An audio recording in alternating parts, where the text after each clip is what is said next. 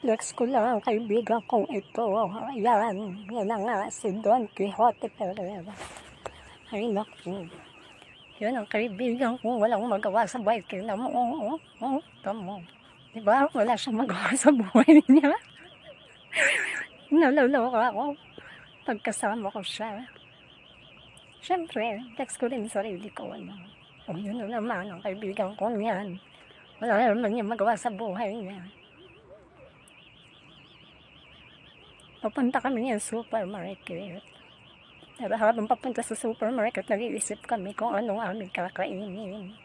Hindi maintindihan kung anong kakainin. Pero sige, yan siya. Type lang yan, type sa cellphone niya. Hindi siya magkaintindihan. May tinatanong siya, hindi ko rin naman alam. Bahala ka sa buhay mo. Ayan. Nasa supermarket na kami yan.